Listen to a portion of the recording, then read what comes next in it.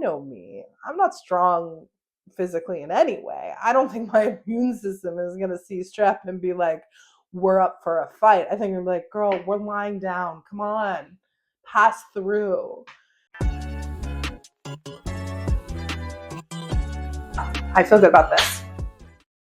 Hi, everyone. Welcome to episode 13 of I Feel Good About This. I'm officially clocking in for my serving shift at the Cunt Factory. Shout out to Trixie Mattel for that phrase. I did not make it up, but it's incredible. Another incredible thing happened today, which was very exciting. I saw a clip of Kyle Richards from The Real Housewives of Beverly Hills, where she came as bisexual, and we love a queen coming out. She said she would be down to, sometimes she's down for Brad, sometimes she's down for Angelina, which is a weird reference to make in 2025 about your sexual preference in a divorced couple. But you know what, girl? You did it. We're here for you. We celebrate your rainbow journey. I hope you are eating and getting eaten. And yeah, it just really put me in a great mood. I love to see more people come out of the closet. So speaking of people coming out of the closet, I did a long time ago, and I'm here to be queer with you for episode 13. So let's get into it.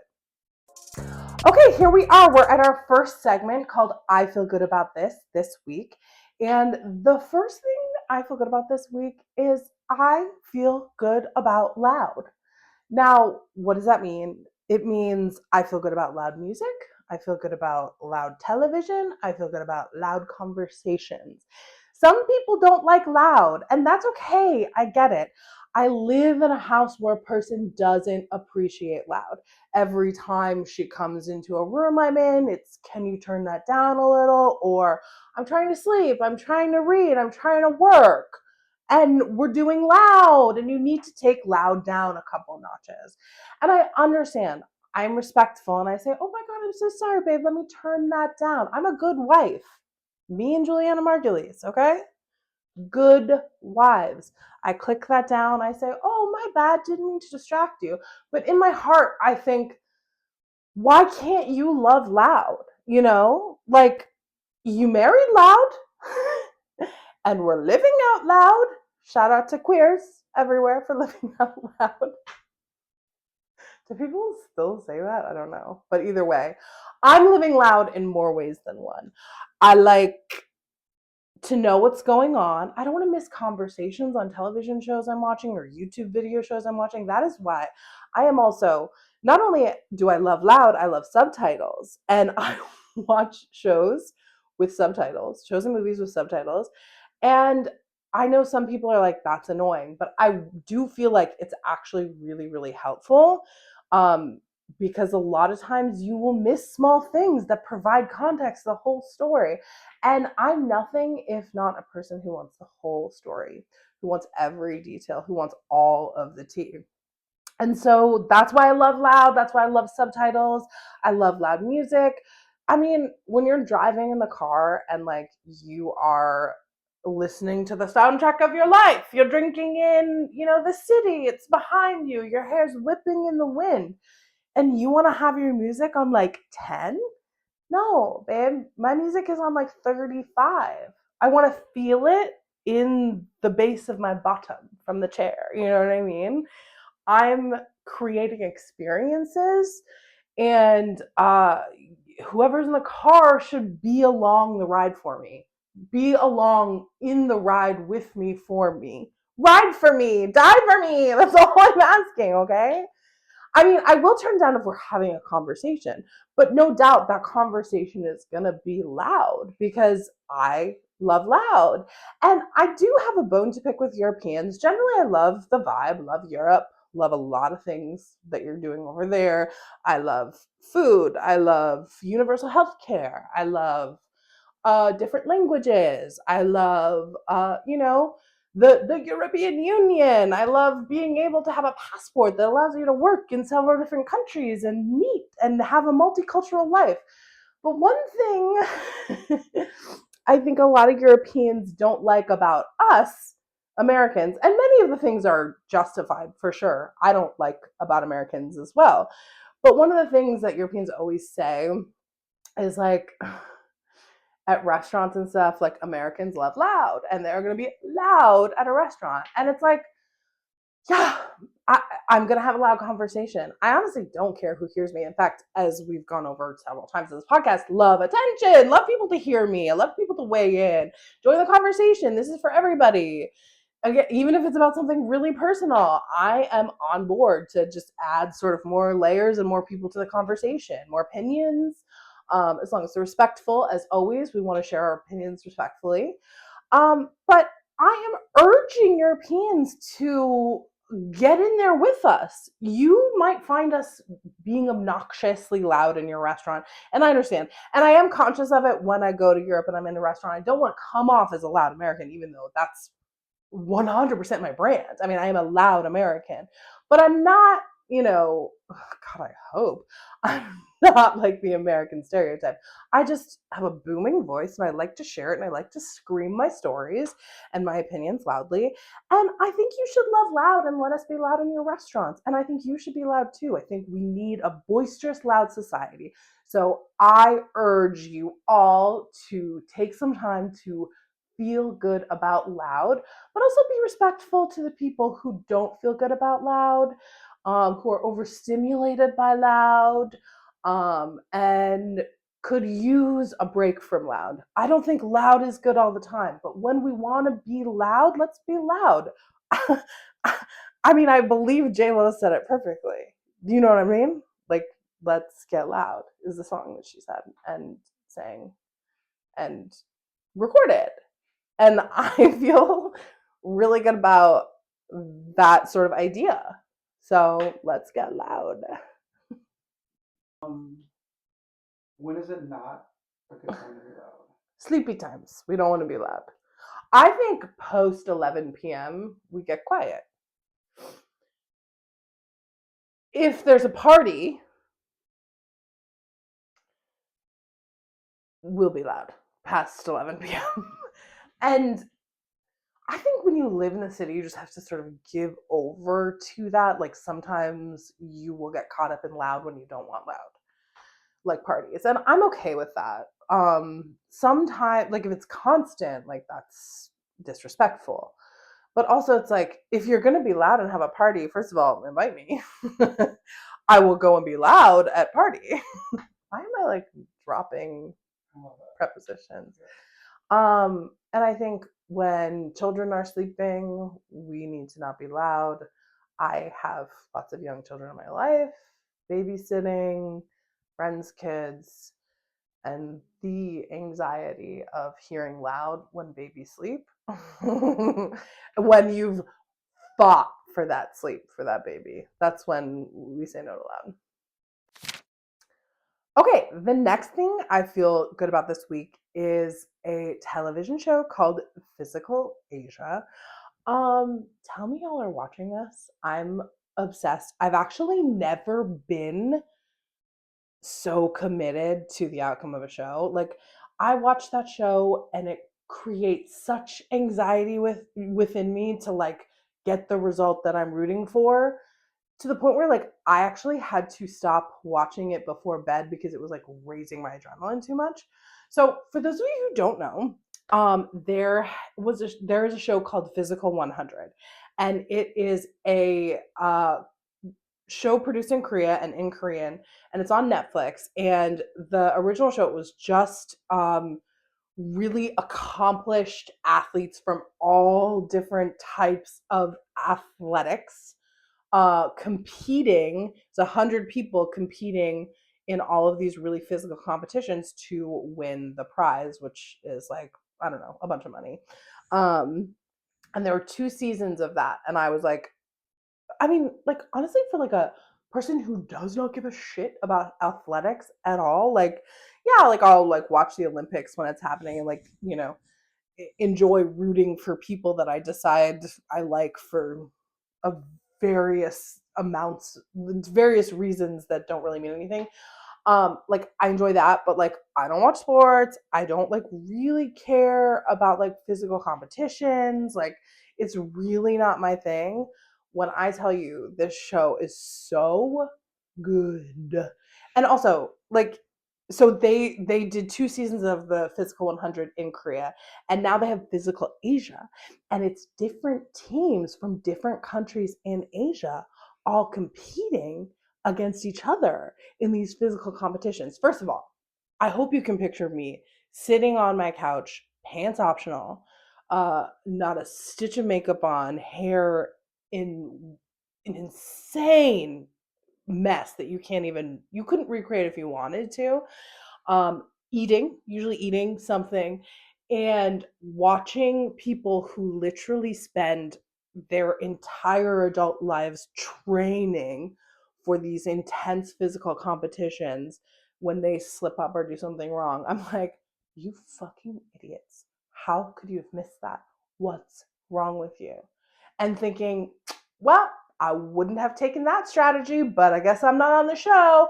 It's like the fucking gall I have to be like huffing and puffing after a 30-minute walk, while these people are literally like moving like 2,000 kilos in like 20 minutes as a group. And I'm like, you should have held on tighter. Why are you not running faster at the end? Where's the adrenaline push, guys? Like, it is unbelievable that I think I can say anything but anybody. But I do, because it's not illegal.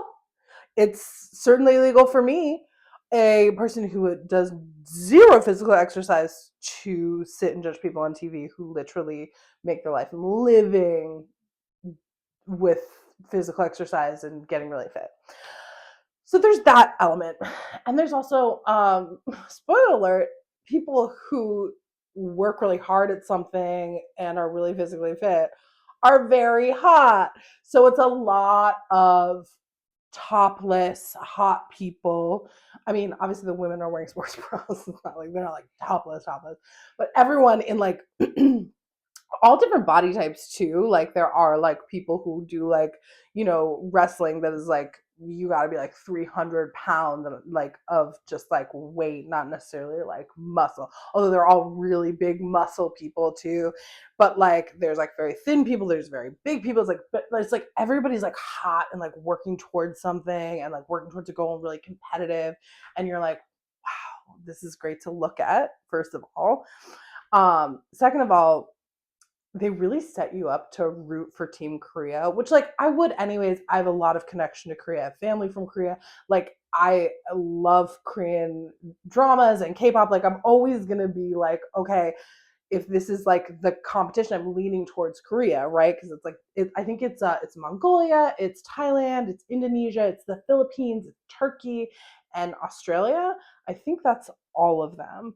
Um, but the reason why they really set you up to root for Korea is because they have returning members from the first 2 seasons of Physical 100. So you already know the members of Team Korea, and the winner from last year, who, by the way, I plucked from obscurity in my brain. I was like, that guy's really talented. He's gonna win, when there were 100 people, and he did end up winning. His name is Amoti. Shout out to him. I feel like we both won. I feel like we both sort of made it to the end together. Um, he is very good looking as well, which is kind of why I picked him. Um, but very talented. He's like a CrossFit guy, so he's like kind of good at everything. So he's on the team. And then there's also a returning guy who did really well last year. His name is Dong Hyun. And then I think a guy named Sung Bin, who was part of it last year. And so, like, obviously, like, those are 3 people that I know from previous seasons. Of course, I'm going to root for them. And then, like, you kind of follow Team Korea like a little bit more than any of the other countries. So you're a little bit like conditioned to already want it for them. And again, it's a show produced by Korea. Like, I know what's happening. Like, they're certainly like creating an environment for us to be like, if Team Korea doesn't win, I'm gonna fucking kill myself. So, anyways, I'm 5 episodes in. I think they release like 2 episodes a week.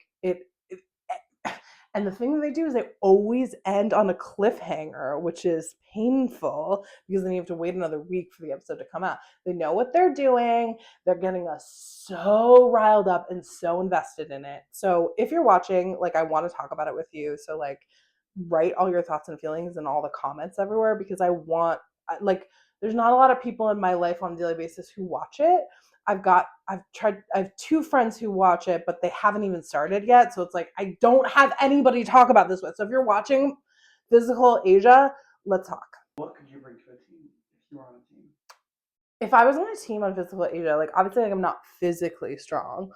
Um I, and I don't know that I'm emotionally strong either. But I will say I'm an excellent cheerleader. I am a great teammate. Like I'm always willing to be like, you know, I don't want the glory for myself when it comes to that kind of thing. I'm like, who is best suited to do this competition on this team? And I know that it will almost always never be me because again, this is a physical competition, but I will cheer for them like my life depends on it. I will, as we discussed, I love loud, so I will be loud in sort of the, the background being like, you've got this, don't give up, I love you, let's make out, let's kiss after this, like whatever. So I think I would bring that to the table. And I think that is kind of all I can bring. I will cry every single episode because, as I discussed before, I am not emotionally strong. And if anybody I cared about got hurt, I would cry. There's been a couple injuries where I feel like I'm seeing someone I love get hurt. I'm so invested in the show. Maybe like in an unhealthy way. I'm realizing now as I'm talking it out. Yeah, I would agree. Mm-hmm. Maybe if it was all queer people, it'd be a little bit. Oh, if it's physical queer, like baby, I'm seated. I'm in the audience. I'm coaching a team. I'm hosting the show. I'm sorry. I just choked at the idea of hosting physical queer. Like, first of all, they would never have like a fat person do that. Maybe. Well, maybe it's like those who can't do host. Physical queer. That I could get into because then it could be all over the world. And I don't think it should be produced in America. I think it should be produced in a different country. One of the cool things about Physical Asia is like, because I'm a language girly, I love languages. I love learning about languages and hearing them. And ever since I was a kid, like language has always been interesting to me. And you hear all these different languages being spoken and the subtitles are color coded. So you know like what languages you're hearing and you're able to attribute like that to whatever language it is. I mean, I don't know that I've ever heard Mongolian spoken. And this is like an opportunity to hear it like quite often. It's cool. Yeah. Wow. Yeah, you gotta be the host. You know something. I need to host something. And I do think I would be a really good physical queer coach. I mean, not coach, host. Okay, so now we are at the next segment called I Don't Feel Good About This week. And the first thing I want to talk about might be controversial to maybe the medical professionals definitely watching this highbrow podcast right now or listening to this highbrow podcast. I know I sort of attract that sort of intellectual I can't even think of a word for it, so I think it's very clear that I'm not like look, I'm sure we're all smart, but it's like I don't think it's people don't listen to this in order to get them smarter. You know what I mean? Anyways, the thing I don't feel good about this week is when ChatGPT tells me to consult a doctor. Like, okay, ChatGPT, you are the doctor now, just like Captain Phillips. Because guess what? Your girl doesn't have a job, which means she doesn't have health insurance. And I'm saying that now and I'm realizing that my mom is probably going to listen to this and she might be upset about that because I didn't tell her. My mom is always very concerned about whether I have health insurance, which she's correct to be concerned about that. It's a big problem when you have health insurance, and I'll tell you why. Because I don't know if this is your first episode joining us, but a couple weeks ago I put on an episode when I was sick. and I was searching for sympathy because being sick sucks. And I was almost 100% certain that I had strep throat. So, of course, again, I go on to my anonymous doctor, ChatGPT, and I'm like, hey, babe, not feeling great. Here are my symptoms. And they're like, okay, girl, like, you do kind of sound like you have strep throat. But I would consult a doctor. And I was just like, I, I can't deal. Like, you're supposed to be this machine that has all the knowledge in the world. So, like, tell me, do I have strep throat? And they're like, baby, you need to get a strep test. And so I had to go and pay $200 out of pocket, which, by the way, again, I'm unemployed. So $200 is a lot of money to your girl. But I needed to know because I also asked ChatGPT what could happen if you don't treat strep. And she was like, girl, you could there are implications. Like there's one there's one road that could happen, which is like your immune system is strong enough and you fight it off. And that's the road you hope that happens. But like, I know me, I'm not strong physically in any way. I don't think my immune system is going to see strep and be like, we're up for a fight. I think I'm like, girl, we're lying down. Come on, pass through. And so I didn't trust my body to sort of take that road. The other road is like, you could get sepsis if you don't treat strep. And I was like, oh, that's crazy. Because what I thought was sepsis was like an infection you get like when a doctor like performs surgery on you and like leaves like a tool inside of you and then it's like infection babe and it's sepsis and you're going to die. So not everyone dies of sepsis. I'm so sorry. People survive it all the time, but it is very like life threatening, and I'm sure an expensive hospital stay. Which again, your girl is struggling over $200 to go get a strep test. So, anyways, ChatGPT was like, "Go get a strep test," and I was like, "Fine, doctor." So I went and got a strep test, and guess what? It was not strep, and it was like, okay, not only did you tell me I had strep, but you told me to consult a doctor to confirm that. And then it wasn't true. So I couldn't even get the antibiotics. It was like a viral thing. I just had to wait it out. So no, I don't want to hear from you about consulting a doctor. I want you to give it to me straight. And I know like, I'm sure there should be regulations around AI and like, of course I fully believe that, whatever, but like there should be a way for me to get free care through ChatGPT if it's taking over. That's the one thing I want. So if we're not going to pass universal healthcare in this country, let's do something with ChatGPT where it really becomes, sort of sentient and it's my doctor and it can do tests on me in my own home. I don't think that's crazy. Do you want to have a robot in the home? Do I want to have a robot at home? Is it identifiable as a robot or is You it? tell me. What do you want? I would be freaked out if there was a very lifelike robot in the home. I'm still like, to me, there is like kind of a weirdness about like something that moves around in your home without like your. I mean, look, A Roomba? a Roomba's not really a robot. I mean, I guess she is, but she's not like thinking for herself. She's not like making decisions for herself. But I do I love the idea of something in my home, making every meal, cleaning up, doing the chores, doing the laundry, so I can be left to my creative pursuits. You want to slave? I don't want to slave. Like I would pay the robot. Pay I would pay for the robot. It's not a person. That's what I'm saying. Like, there's no way. Like, I wouldn't want it personified. I wouldn't want it to have like a name. I wouldn't want it to have like life like skin like. I don't want Megan 2.0 in my home. You know what I mean? Like, I want like something that looks electronic, so I don't feel like I'm taking advantage of something. Yeah.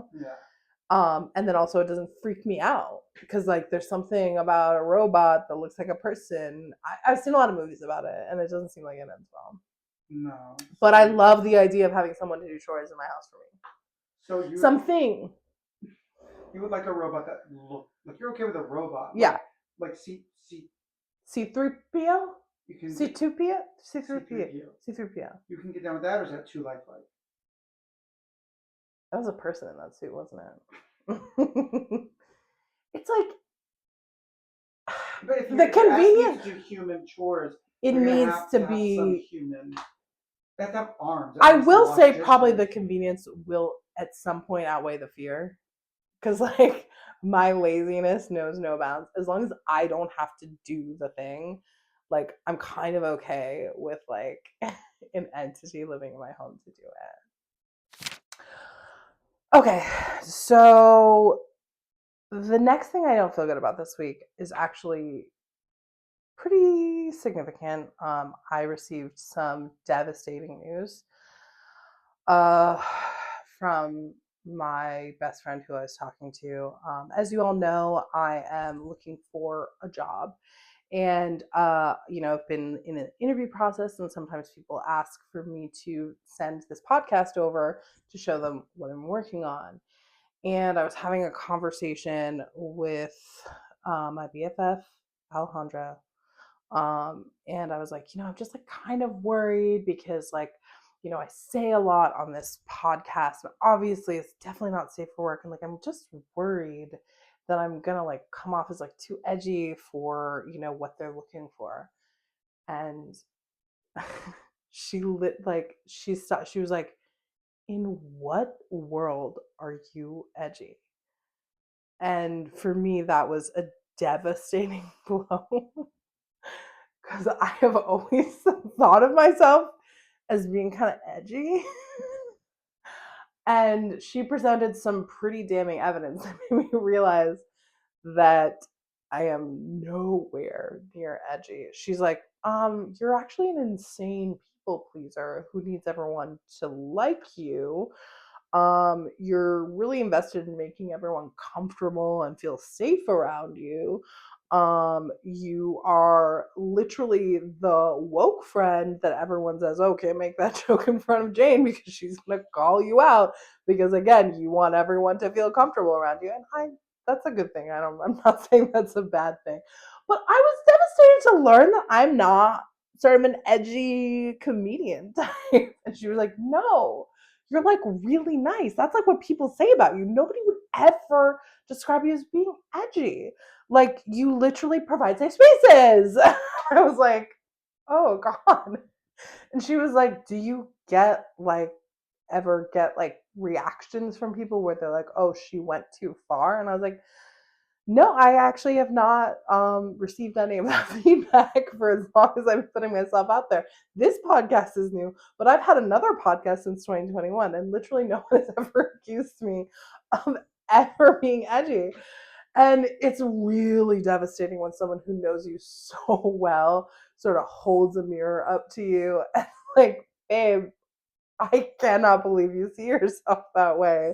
Let me read you for filth and tell you who you are.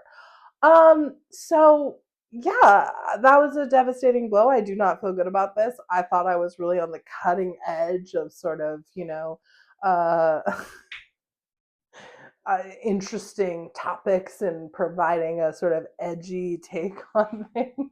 It's like, as I'm saying this now, this is vulnerable. I'm being vulnerable to you guys because I'm telling you that I've received some information about my personality that, um, again, was a bit devastating. So I do not feel good about the fact that I'm not edgy. What do you think what's edgy about you? What would you like to be edgier?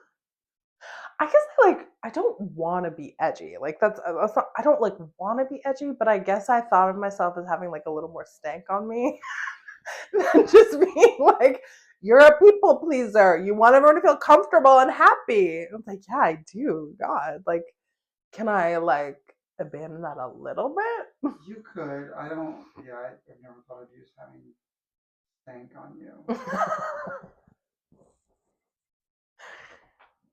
And it's like I do like I do like being a nice person. I do like being a safe space. I mean, I'll tell you something else. It's gonna be hard for you to hear. You don't think I'm a nice person? Okay, I'm Okay, prepared. that's like the least edgy response. Okay, I'm prepared and stealing myself to hear Okay. what you have to say. In the time I've known you, Mm-hmm. what I have perceived to be the edgiest thing about you has in the past been your hair color. Oh my god, and we're back to natural. Maybe that's why I thought I was edgy, because I like had very, very white blonde hair. I was like, this makes me. And I would say at times gray, right? Yeah, I was like Ish? platinum, Yeah. gray. Like it definitely was like on the spectrum of like on the spectrum of blonde hair. And obviously I'm very brunette right now, but mostly because my hair was about to fall out of my head because I literally was dyeing my hair bleach blonde for 6, 7 years.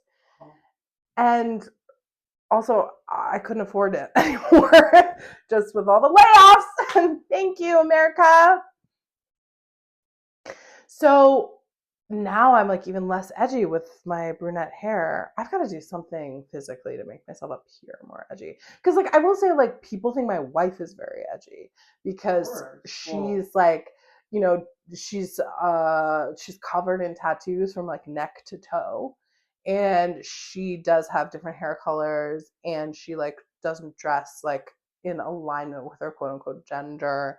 Like so people think that she's really edgy, but she's actually a really like kind, She's very gentle, like rule follower. And like people always think she's like got this rebellious streak, but like I'm way more rebellious than her, and I would not call myself rebellious.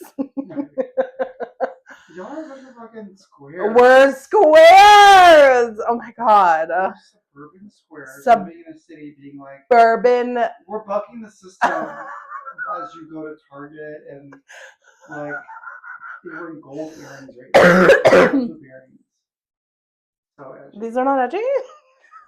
What do they need to be like? Shark's teeth? What do I need? What? How can I edge myself up? Don't edge yourself on camera. Oh honey, I'm not doing it for free. Your hair could be edgier because the color's fine. But what about the cut? What if you did a, what would be an edgy cut for you?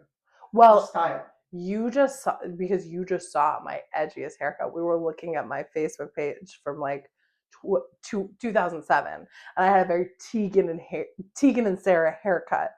And queer, if you're a queer woman, you know what I'm talking about. And if you're not, just Google it.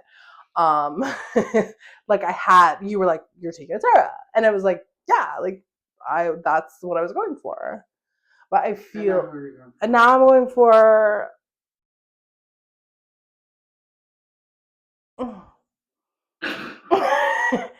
Do you feel that?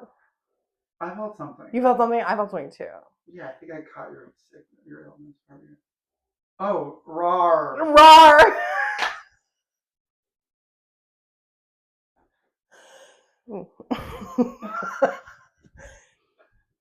Okay, well, you know, the note's been taken.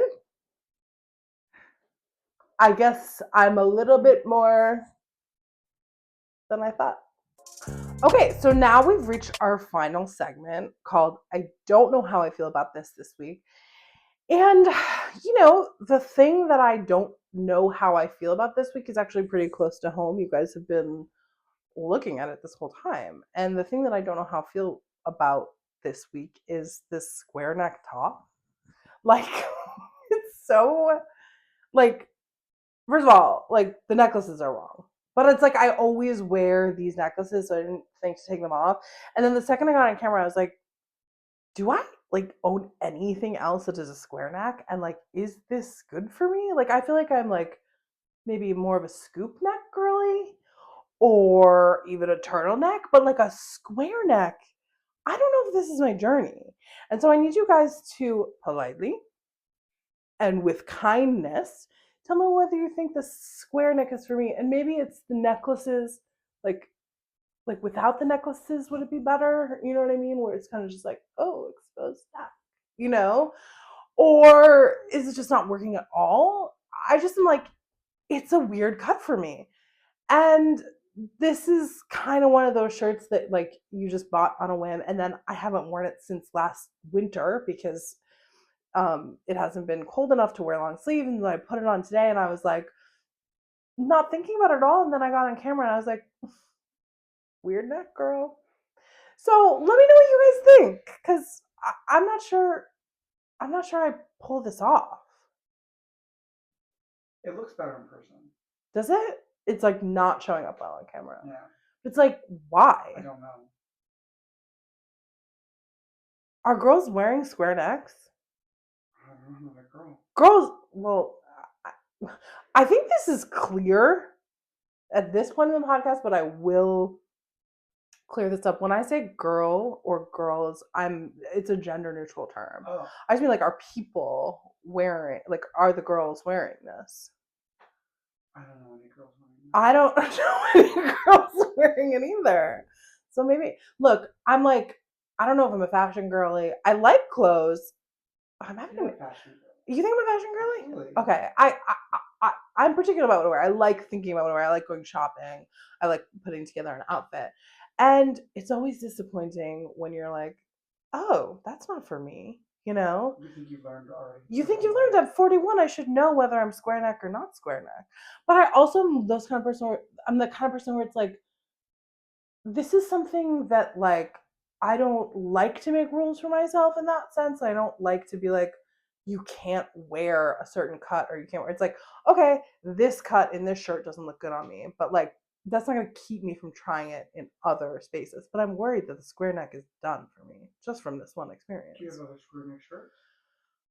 I have this same shirt in like a hunter green. Oh, maybe wear next week.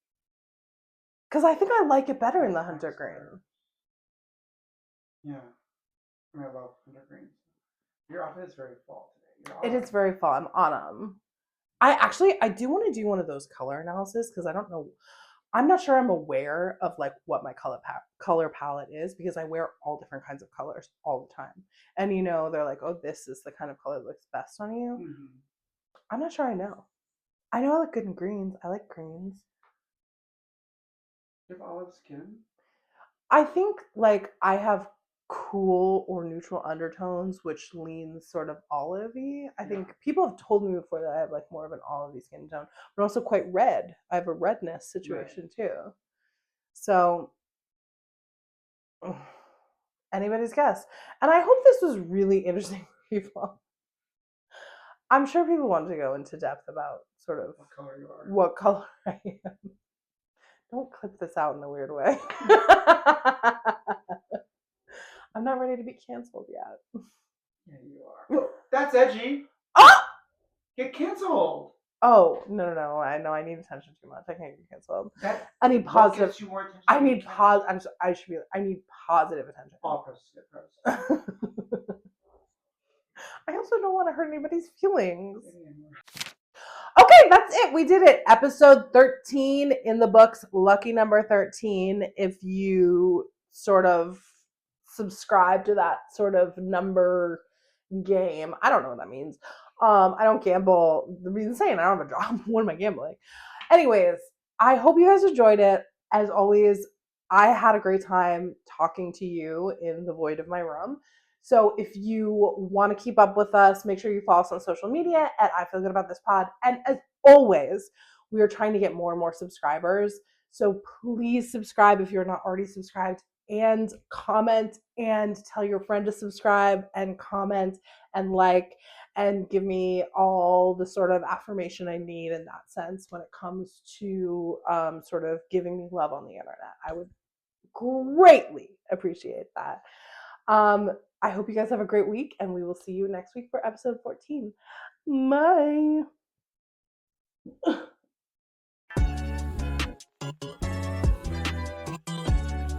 I feel good about this.